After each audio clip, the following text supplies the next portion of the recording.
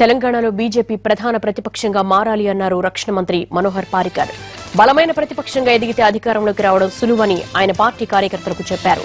Telangana BJP కార్యవర్గ సమావేశాలకు ముఖ్య అతిథిగా హాజరైన పారికర్ ఎన్నికల సమయంలో జరిగే పార్టీ ఫిరాయింపులు తెలంగాణలో ముందే జరుగుతాయన్నారు. సికింద్రాబాద్ లో తలెత్తిన కంటోన్మెంట్ సమస్యలు పరిష్కరిస్తామని తెలిపారు.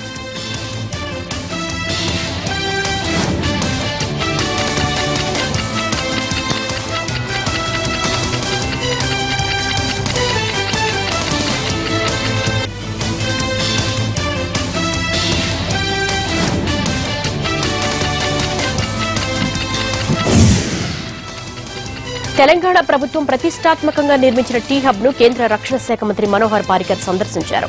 మంత్రి కేటీఆర్ స్వయంగా టీ హబ్ విశేషాలను కేంద్ర మంత్రికి వివరించారు.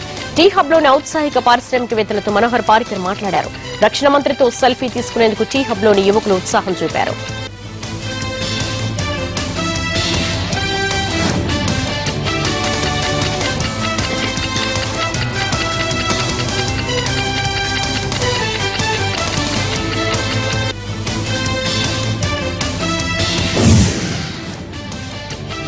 దేశంలో రక్షణ రంగం స్వీయ సమృద్ధిని సాధించేందుకు అవసరమైన చర్యలను కేంద్ర ప్రభుత్వం మొదలుపెట్టిందన్నారు రక్షణ శాఖ సలహాదారు సతీష్ రెడ్డి.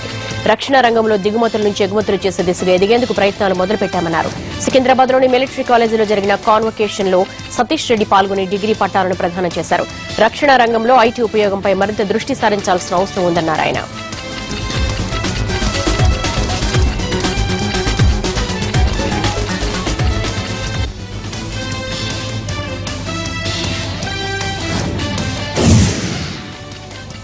పరిశ్రమలు కేవలం నగరాలు పట్టణాలకు పరిమితం కారాదని గ్రామ గ్రామానికి విస్తరించారన్నారు తెలంగాణ ఐటీ మంత్రి కేటీఆర్.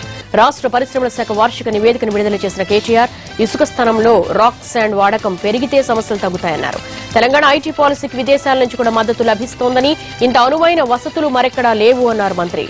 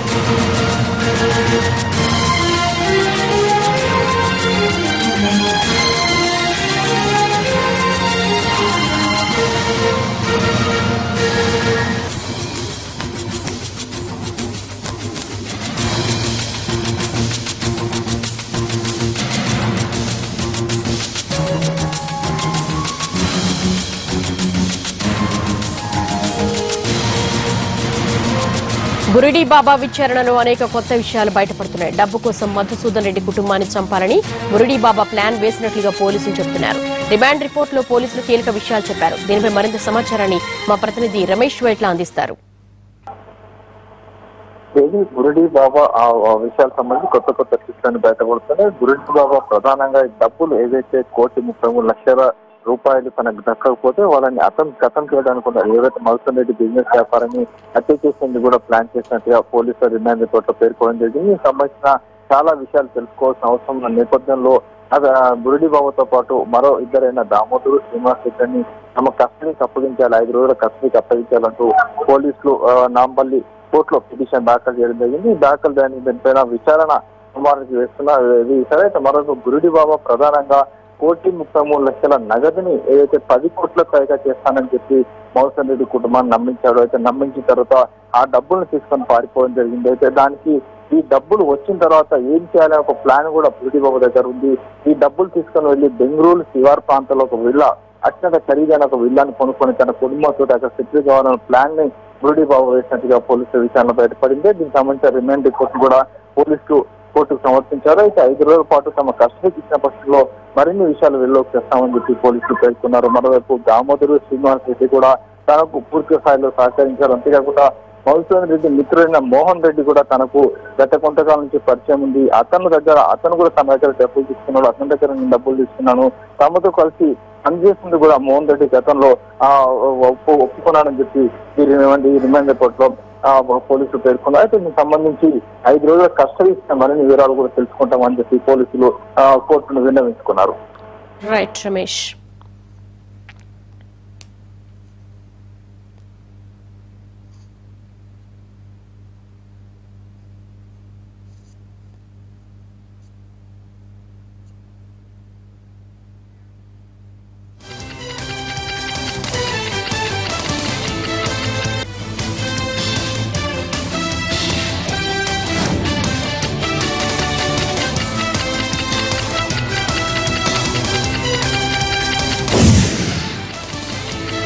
పల్స్ సర్వేపై ముఖ్యమంత్రి చంద్రబాబు అధికారులతో వీడియో కాన్ఫరెన్స్ నిర్వహించారు. రెవెన్యూ శాఖ నోడల్ ఏజెన్సీగా పల్స్ సర్వే నిర్వహిస్తారు.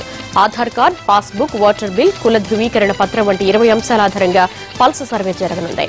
సీఎం వీడియో కాన్ఫరెన్స్ లో ముఖ్య కార్యదర్శులు, విభాగాధిపతులు, జిల్లా కలెక్టర్లు పాల్గొన్నారు. కాపు సమస్యల పరిష్కారానికి చిత్తశుద్దితో కృషి చేస్తున్న ముఖ్యమంత్రి చంద్రబాబు నాయుడుపై దాసరి, బొత్స, చిరంజీవి, పళ్లంరాజులు విమర్శలు చేయడం తగదు అన్నారు ఏపీ టీడీపీ అధ్యక్షుడు కళా వెంకట్రావు. గతంలో కేంద్ర మంత్రులుగా, రాష్ట మంత్రులుగా పదవులను వెలగబెట్టినప్పుడు వారికి కాపుల సంక్షేమం గుర్తుకు రాలేదా అంటూ మండిపడ్డారు.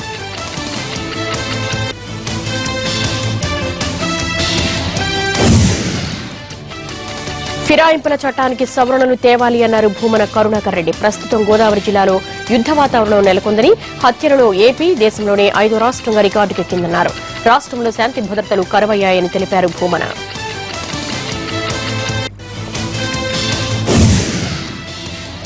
పోడు భూముల పేరుతో గిరిజనులను అడ్డుపెట్టుకుని ప్రతిపక్షాలు ప్రభుత్వంపై విమర్శలు చేయడం తగదు అన్నారు ఉప ముఖ్యమంత్రి కడియం శ్రీహరి. వరంగల్ జిల్లా కొత్తగూడెం మండలంలో మంత్రులు జోగురామన్న, చందూలాలతో కలిసి పలు అభివృద్ది పనులను ప్రారంభించారు. పోడు భూముల పేరుతో రాద్ధాంతం చేస్తున్నారని మండిపడ్డారు. గిరిజనుల పోడు కోసం 10 ఎకరాల లోపు భూములున్న రైతులకు హక్కు పత్రాలు ఇస్తామని, అంతకంటే ఎక్కువగా ఎవరైనా పోడు చేస్తే కఠిన చర్యలు తీసుకుంటామన్నారు. గిరిజనుల పేరుతో సాగు చేస్తున్న వారిపై పీడీ యాక్టులు పెడతామని అటవీ శాఖ మంత్రి జోగురామన్న అన్నారు.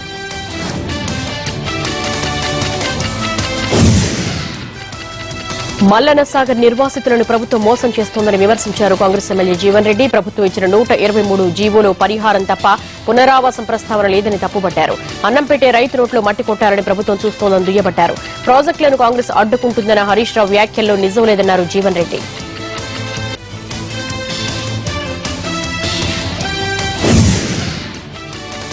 ఫ్లైఓవర్ల కోసం కేబీఆర్ పార్కును తొలగించానన్న ప్రభుత్వ నిర్ణయంపై గాంధీభవన్లో సదస్సు నిర్వహించింది కాంగ్రెస్. ఈ సమావేశం కేబీఆర్ పార్కులోని చెట్ల తొలగింపును వ్యతిరేకించారు పర్యావరణవేత్తలు. ప్రభుత్వ చర్యల వల్ల పర్యావరణం దెబ్బతింటుందని ఆందోళన వ్యక్తం చేశారు నిపుణులు. కేబీఆర్ పార్క్ ఆక్సిజన్ లాంటిదని, అది తీసేస్తే జీవనం ఎలా అని ప్రశ్నించారు ప్రముఖ పర్యావరణవేత్త పురుషోత్తం రెడ్డి.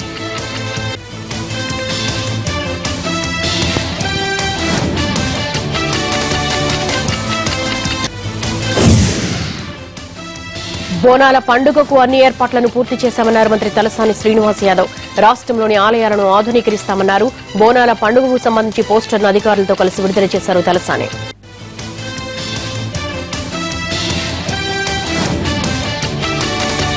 తెలంగాణ టీడీపీ నేతలతో భేటీ అయ్యారు జాతీయ ప్రధాన కార్యదర్శి లోకేష్. ప్రతి శనివారం తెలంగాణ టీడీపీ సమీక్ష చేసే లోకేష్ పార్టీ సీనియర్ నేతలతో సమావేశమయ్యారు.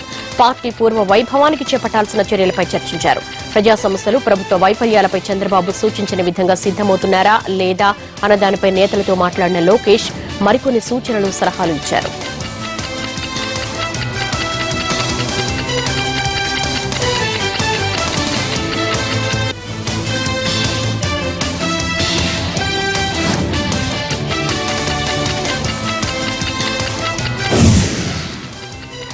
తెలంగాణ ఐటీ మినిస్టర్ కేటీఆర్ మీడియాతో మాట్లాడుతారు. లైవ్ చూద్దాం. చేసే దిశగా వెసులుబాటు కల్పిస్తామని చెప్పి కూడా విజ్ఞప్తి చేస్తూ, మరి ఇప్పటికే మీరు చూస్తా ఉన్నారు, తెలంగాణ న్యాయవాద మిత్రులు ప్రత్యేక హైకోర్టు కోసం కూడా ఒక ప్రత్యేక రాష్ట్రంగా ఏర్పడ్డప్పటికీ కూడా 2 సంవత్సరాలు గడిచిపోయినా ప్రత్యేక హైకోర్టు కాలేదు. ఇంకా జ్యుడిషియల్ అపాయింట్మెంట్స్ లో కూడా మాకు అన్యాయం జరుగుతూ ఉందని చెప్పేసి ఏ పోరాటం అయితే న్యాయవాద మిత్రులు తెలంగాణ వ్యాప్తంగా చేస్తా ఉన్నారో వారందరికీ కూడా మరి ప్రభుత్వ పక్షాన, గౌరవ ముఖ్యమంత్రి గారి పక్షాన నేను మీకు తెలియజేసేది ఒకటే, రాష్ట్ర ప్రభుత్వం పూర్తి స్థాయిలో కేంద్ర ప్రభుత్వానికి ఒకసారి కాదు పలుమార్లు ఈ విషయంలో విజ్ఞాపన చేయడం జరిగింది. మరి కేంద్రం కూడా ఇప్పటికి కేంద్ర న్యాయశాఖ మంత్రి గారు కేంద్రంలోని పెద్దలు పలుమార్లు ఈ విషయంలో మాట కూడా ఇవ్వడం జరిగింది.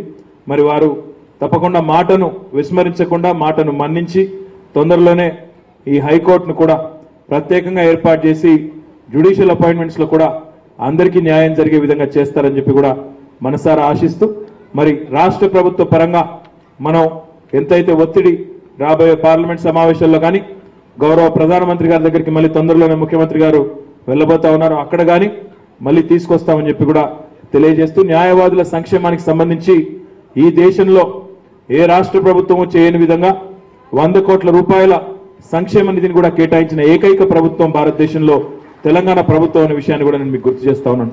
ఈ రకంగా ఉద్యమంలో మాతో కలిసి నడిచిన న్యాయవాద మిత్రులందరికీ ఎప్పటికప్పుడు వెన్నుదన్నుగా ఉంటూ మీ సంక్షేమానికి మేమందరం కూడా పాటుపడతామని చెప్పి కూడా తెలియజేస్తూ మరి కార్పస్ లో పెద్ద మొత్తంలో డబ్బులు ఉన్నాయన్నారు. అప్పుడప్పుడు మాకు కూడా అవసరం పడితే ప్రభుత్వానికి మీరు అప్పు ఇవ్వాలని కూడా మళ్ళొకసారి మీకు శంకర్ గారికి కూడా తెలియజేస్తూ మా సహచర మంత్రివర్యులు మా అన్న ఈటల రాజేందర్ గారు నా కోసం సచివాలయంలో ఎదురు చూస్తా ఉన్నారు. ఇద్దరికి కలిపి ఒక మీటింగ్ ఉంది, కాబట్టి దయచేసి నేను మధ్యలోనే నిష్క్రమిస్తున్నందుకు అన్యదా భావించవద్దని చెప్పి కూడా మీ అందరినీ కోరుకుంటూ మరి తర్వాత జరగబోయే సాంస్కృతిక కార్యక్రమాలు అవన్నీ కూడా చూడలేకపోతున్నందుకు చింతిస్తూ నాకు ఈ అవకాశం ఇచ్చిన పెద్దలందరికీ కూడా హృదయపూర్వకంగా ధన్యవాదాలు తెలియజేస్తూ జై తెలంగాణ, జై Hind. Thank you, sir. Thank you very much for your.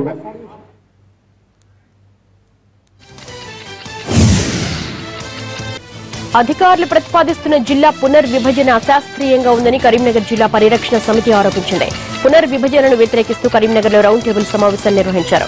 ప్రస్తుతం జిల్లా కేంద్రమైన కరీంనగర్ అన్ని మండలాలకు అందుబాటులో దూరంగా ఉందన్నారు. జిల్లాను విడదీయాల్సి వస్తే మంథని నియోజకవర్గంలోని మహాముత్తారం, కాటారం, మహదేవ్పూర్ మండలాలను భూపాలపల్లిలో కలపాలని సూచించారు. అంతేగాని కూతవేడి దూరంలో ఉన్న సిరిసిల్ల, జగిత్యాలను కొత్త జిల్లాలుగా ప్రకటించాలి అనుకోవడం వెనుక రాజకీయ లబ్ధి దాగుందని అన్నారు. మైనార్టీ శాఖ ఆధ్వర్యంలో పంపిణీ చేసే రుణాలకు ఎక్కువగా పోటీ ఉండడంతో కరీంనగర్ కార్పొరేషన్ అధికారులు లక్కీ డ్రాను ఆశ్రయించారు. స్థానిక కళాభారతి ఆడిటోరియంలో రుణాలకు దరఖాస్తులు చేసుకున్న వారి సమక్షంలో డ్రా నిర్వహించారు. కార్పొరేషన్ పరిధిలో 106 యూనిట్స్ కు మాత్రమే రుణాలను అందించే వెసులుబాటు ఉండగా మొత్తం 2530 మంది దరఖాస్తు చేసుకున్నారు. దీంతో లబ్ధిదారుల ఎంపిక పారదర్శకంగా ఉండేందుకు అధికారులు డ్రా పద్ధతి ఎంచుకున్నారు.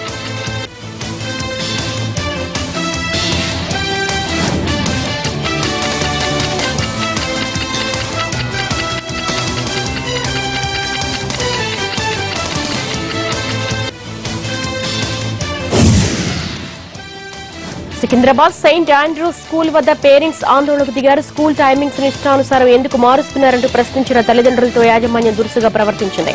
స్కూల్ ప్రాంగణంలో పేరెంట్స్ ను బంధించారు. ఆగ్రహించిన తల్లిదండ్రులు పాఠశాల ముందు ధర్నాకు దిగారు. యాజమాన్య వైఖరిని తప్పుపట్టారు.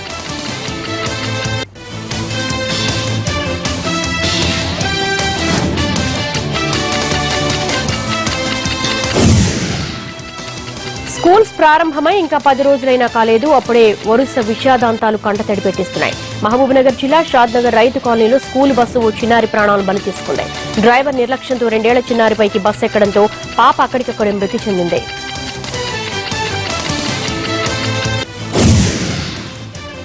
కరీంనగర్ జిల్లా వెల్దుర్తి గ్రామ ప్రజలు ఆదర్శవంతమైన నిర్ణయం తీసుకున్నారు. తమ గ్రామంలో పిల్లలందరినీ ప్రభుత్వ పాఠశాలలకి పంపాలని నిర్ణయించుకున్నారు. ప్రభుత్వం గ్రామంలో ఇంగ్లీష్ పాఠశాల ఏర్పాటు చేయాలని నిర్ణయించడంతో గ్రామ సర్పంచ్ తల్లిదండ్రులు ఈ నిర్ణయం తీసుకున్నారు. పిల్లలను తీసుకెళ్లడానికి వచ్చిన ప్రైవేట్ స్కూల్ బస్సులను తిప్పి పంపారు.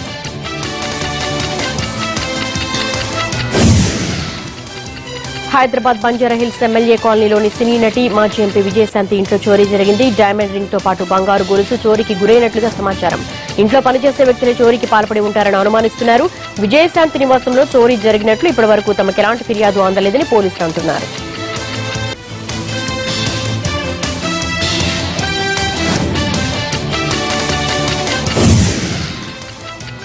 ఏటీఎంలో డబ్బులు పెట్టే పేరుతో 100 కోట్లకు పైగా మోసం చేసిన ఘరానా మోసగాళ్ల ఎట్టకేలకు పోలీసులకు చిక్కారు. పుణె, ముంబైలో మకాం వేసిన గ్యాంగ్ లీడర్స్ ను నగర పోలీసులు అదుపులోకి తీసుకున్నారు.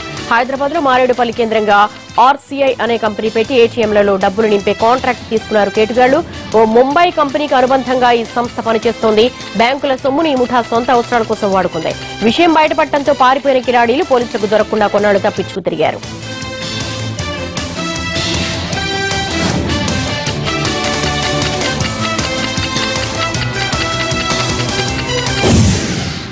ఉద్యోగాల పేరుతో నిరుద్యోగుల్ని నిండా ముంచిందో సంస్థ. విశాఖ ఐటీ సెజ్ లో ఆక్సల్ట్ ఇండియా ప్రైవేట్ లిమిటెడ్ బోర్డు తిప్పేసింది. 5 నెలల క్రితం ఈ సంస్థను ప్రారంభించారు. మలేషియాతో పాటు మరికొన్ని ప్రాంతాల్లో తమకు బ్రాంచ్లున్నాయంటూ వెబ్సైట్ లో విస్తృత ప్రచారం నిర్వహించారు. దీంతో బీటెక్ పూర్తి చేసిన వందలాది మంది యువత ఉద్యోగాల కోసం దరఖాస్తు చేస్తున్నారు. కంపెనీలో చేరేందుకు కన్సల్టెన్సీ ఫీజు కింద విభాగాల వారీగా ఒక్కొక్కరి దగ్గర నుంచి 80,000 నుంచి 2.5 లక్షల వరకు డబ్బు వసూలు చేశారు. ఏడాదికి 2.5 లక్షల వార్షిక వేతనం వస్తుందంటూ కంపెనీ వర్గాలు చెప్పిన మాటలు విని ఉద్యోగాల కోసం నిరుద్యోగులంతా ఈ సాఫ్ట్వేర్ కంపెనీకి చెల్లించుకుంది అక్షరాల 2 కోట్ల పైమాటే. అందని కాడికి దోచుకునే ఈ సంస్థ బోర్డు తిప్పేస్తుంది. శ్రీకాళహస్తి ఆలయ భద్రతపై ప్రభుత్వం ప్రత్యేక దృష్టి సారించింది. ఉగ్ర దాడులకు అవకాశం ఉందని హెచ్చరికలు వచ్చిన క్రమంలో డాగ్ స్క్వాడ్, బాంబ్ స్క్వాడ్లలో ఆలయ భద్రతను నిరంతరం పర్యవేక్షిస్తున్నారు. అలాగే ప్రధాన ఆలయంతో పాటు ఆలయ పరిసరాల్లో 30 సీసీ కెమెరాలు ఏర్పాటు చేశారు. ప్రవేశ ద్వారం వద్ద మెటల్ డిటెక్టర్లు అందుబాటులో ఉంచారు. మందిరం ఆవరణలో ఎలాంటి అనుమానాస్పద వస్తువులు, బ్యాగులు, వ్యక్తులు కనిపించినా వెంటనే తమకు తెలియజేయాలని పోలీసులు సూచిస్తున్నారు. కరీంనగర్ జిల్లా వేములవాడ శ్రీ రాజరాజేశ్వరి దేవాలయం భక్తులతో కిటకిటలాడింది. శని త్రయోదశి కావడంతో భక్తులు వేలాదిగా తరలివచ్చారు. రాజన్నను దర్శించుకున్న తర్వాత భీమేశ్వర ఆలయంలో కొలువైన నవగ్రహాలకు ప్రత్యేక పూజలు నిర్వహించారు. శనీశ్వరుడికి తైలాభిషేకం జరిపించారు.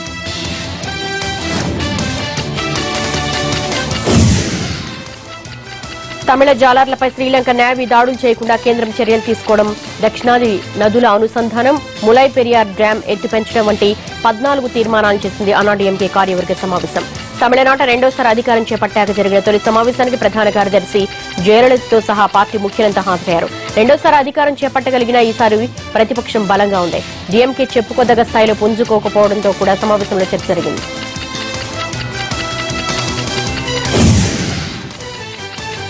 ధరల పెరుగుదల అంశం జమ్మూ కాశ్మీర్ అసెంబ్లీని కుదిపేసింది. రాష్ట్రంలో అడ్డు అదుపు లేకుండా పెరిగిపోతున్న ధరలకు కళ్లెం వేయడంతో కేంద్ర రాష్ట్ర ప్రభుత్వాలు విఫలమయ్యాయని ఆరోపిస్తూ ప్రతిపక్ష కాంగ్రెస్ నేషనల్ కాన్ఫరెన్స్ సభ్యులు నిరసనకు దిగారు. స్పీకర్ పోడియాన్ని చుట్టుముట్టి నినాదాలు చేశారు. దాంతో సభలో గందరగోళ పరిస్థితి తలెత్తింది. పరిస్థితి చక్కదిద్దడానికి ప్రయత్నించిన మార్షల్స్ తో సభ్యులు తోపులాటకు దిగారు.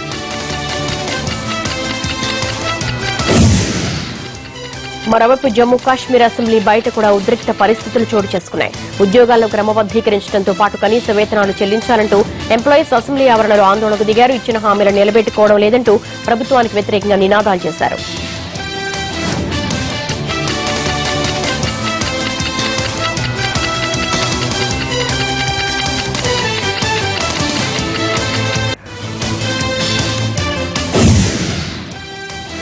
భారత క్రికెట్ చరిత్రలో కొత్త అధ్యాయం మొదలైంది. ప్రయోగాత్మకంగా జరుగుతున్న పింక్ బాల్ టెస్ట్ కు Kolkata Eden garden వేదికైంది. Bhawanipur, Mohan Bagan టీంల మధ్య హిస్టారికల్ పింక్ బాల్ టెస్ట్ ప్రారంభమైంది. ఈ మ్యాచ్ కోసం ఈడెన్ గార్డెన్ స్టేడియాన్ని ప్రత్యేకంగా పింక్ కలర్ తో ముస్తాబు చేశారు.